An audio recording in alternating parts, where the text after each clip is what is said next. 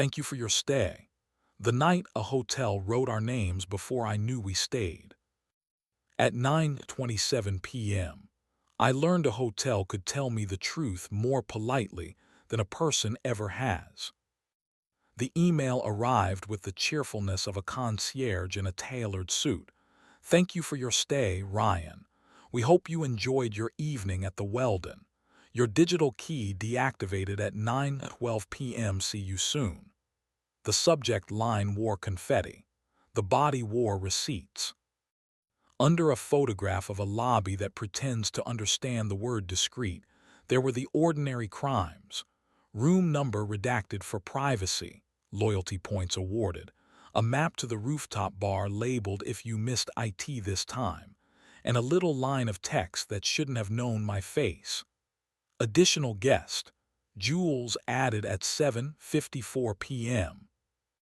I read it twice because I still believe numbers are kinder when you misread them. Then I set the phone face down on the counter and watched its glow reach around the edges like water under a door. Ryan had left it 8 in the jacket that flatters him even when mirrors go evangelical. Wrap toast, he'd said, 2 words that make celebration sound audited. Then notes with Jules. Don't wait. Jules does sound. He carries microphones like small animals with delicate tempers and listens like confession is billable. In the oven, a cinnamon thing had been making a case for mercy since 7. The apartment light climbed the wall in obedient squares and refused to narrate me. I lifted the phone and tapped the part of the email that says View Stay Details, as if that button were a therapist with a sliding scale. A web page unfurled. Times charges a code for the elevator that pretends to be a secret. Under amenities accessed a list. Roof pool 8, 21858, steam 858-907, lobby bar 9-07912. There was a tiny map that traced a small rectangle in the sky. There was a blue dot where the guest named Jules had tapped to unlock. The blue dot floated exactly over a deck chair I once photographed because the city looked good behind it. The cinnamon sighed like a thing that preferred not to be tasked with morality. I turned the oven off and told myself that loving a man sometimes includes knowing when to speak through weather. I put on the jacket that knows how to mind its own business and walked into the evening like I was willing to be seen by the thing that would hurt me. The Weldon's lobby smells like lemon with a college degree.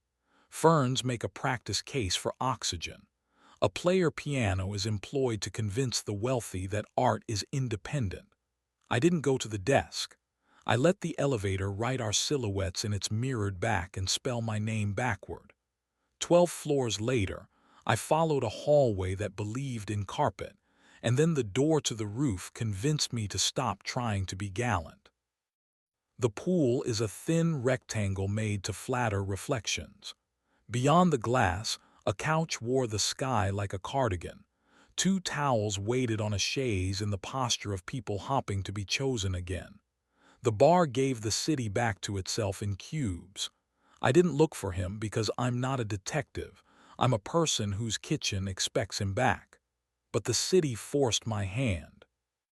He came out of the steam room wearing the expression of a man who has been convinced to forgive himself for 15 minutes. His hair was a kind of apology. His chest was a kind of rumor. Behind him, Jules walked with the professional discipline of someone who knows when not to be a noun in somebody else's sentence. Jules's eyes met mine once and did the exact right thing. They didn't flinch and they didn't look twice. Evan, Ryan said, my name with the softness of a receipt. Additional guest, Jules, I said, reading the email instead of the boy. Humor is the leash I use to keep panic from bolting. I held up the screen where the hotel had practiced good penmanship. You forgot to tell the hotel to keep a secret. Jules didn't apologize. He moved past Ryan and set a glass down on the rail with the gentleness of a person returning equipment that isn't his. I'll give you to the roof, he said. Logistics, not theater. He lifted his towel, glanced once at the camera dome that pretends to be a moon, and left through the side door like absence had a job. Ryan did the thing men do when they're trying to fit truth into an old shirt. "We came up to talk," he said, still shining from steam, beautifully incorrect. "I didn't want to be interesting for 30 minutes. I wanted to be wanted by a room that doesn't remember furniture." Are you sleeping with him? The question is a cliff. There isn't a scenic route. You count to one and you earn your mouth. "Not yet," he said, clean, immediate. Then lower, the honesty that knows exactly which muscle wants to bruise. "I brought my mouth." Someone down in the city tried the siren and then decided against it. Air moved over the pool and pretended not to watch. I walked to him because distance has a half-life after 9. I lifted 2 fingers to the inside of his wrist where men keep their apologies and felt his pulse write my name there without permission. His eyes closed like doors that expect hands. At the small of his back, where his body keeps its best arguments, heat had already bought a ticket. My palm remembered the route. "You like wanting that proves something kindness can't," I said. "I didn't make it cruel. Cruelty is lazy precision. You treat intimacy like a sport and honesty like off-season training." "You like to coach," he said, not smiling but remembering how. "Which is unfair and also why we still have furniture." "What do you want?" I asked. "Right now, not the apology you drafted for daylight." He stepped into the inch that becomes a lie if you respect it. Heat ran through cotton like a fact. He spoke close enough that punctuation found my lower lip. "I want to go home," he said. "I want you to want me where our towels remember us and desire doesn't need a digital key." We didn't kiss under the camera's dome. We're messy, not stupid. I put my hand on his jaw and told the city to mind its own business.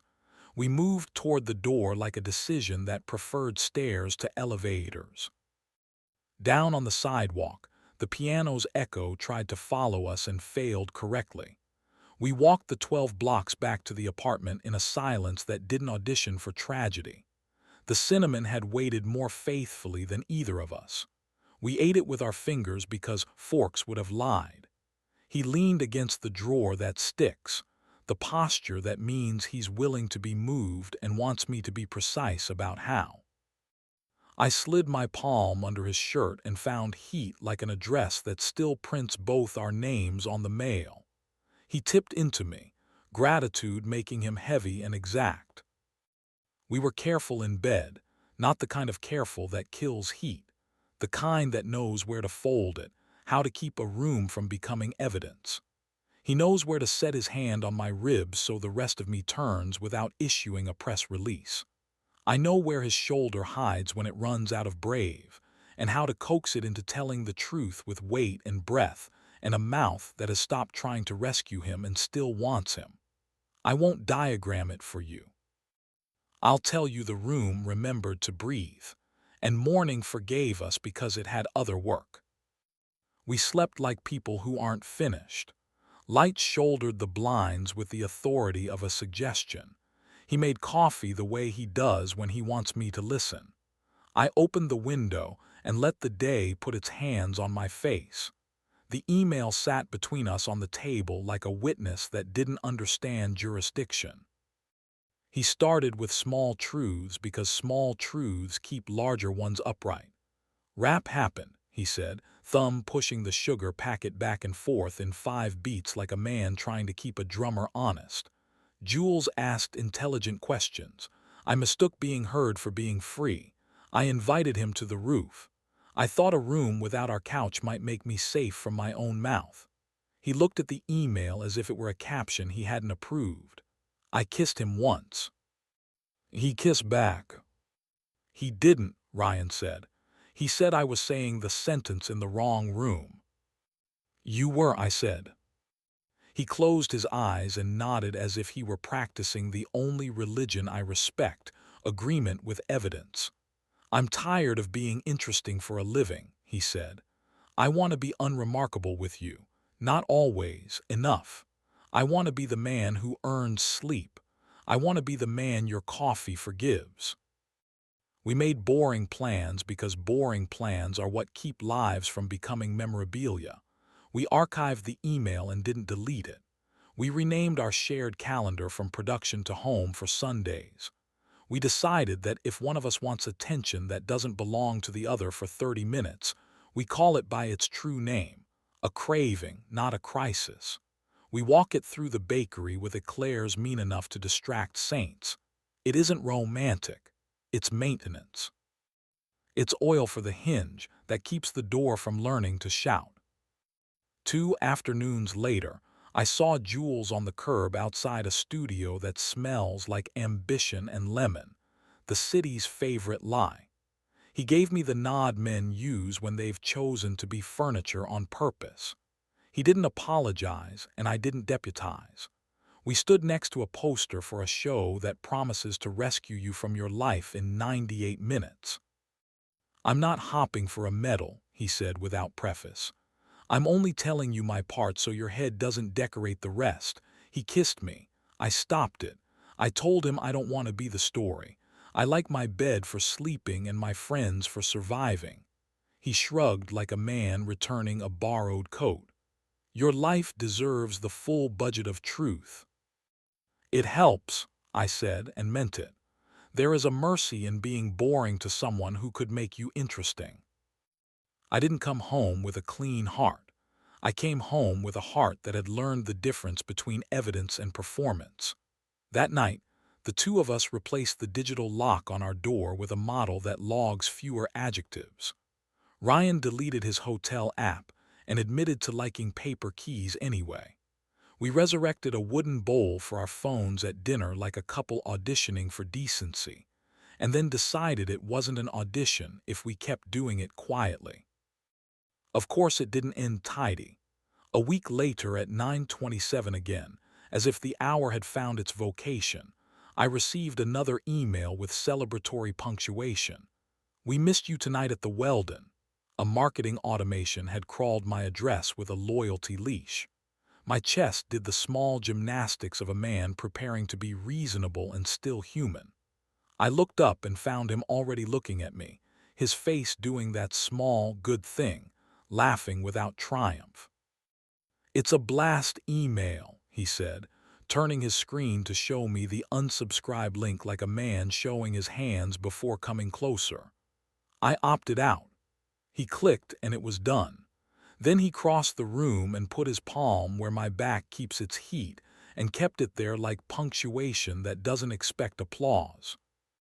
On certain nights when the city forgets to be clever, his mouth finds mine with the urgency that thunder belongs to and the patience laundry requires. We stay just on the lawful side of the line, because good heat doesn't need choreography to be true. When it's done with us, when we are done with it, he waits with his hand at the small of my back as if he's holding a page open for daylight. The Weldon keeps sending offers to strangers, and we keep not being those. The player piano goes on rescuing millionaires from silence. Somewhere the roof pool is rearranging reflections for couples who think the sky is permission. I don't trust any of it. I trust the square of light at 4 when it climbs our wall like an idea that finally put on shoes. I trust the bowl that catches our phones like obedient coins. I trust the heat under his shirt at the small of his back when my hand remembers its job. I trust that if a hotel ever tries again to write our names before we've decided to be there, we'll do what we did on the night it tried. Find air, choose kissing over theater, walk home with my palm resting on the part of him that knows the address, and keep teaching this door, gentle, stubborn, local, to open from the inside. 2 footnotes, because lives adore encores. First, I changed his contact in my phone from Ryan to Ryan, home, as if hyphenation might do administrative work on fate. It helped exactly as much as labels help, which is to say, enough to tell the hand where to reach when a pocket pretends to be empty. Second, I kept the original email, the one that thanked us for a stay that didn't belong to me. Not to punish us, to remember where the story pivoted. It is, in the end, a receipt.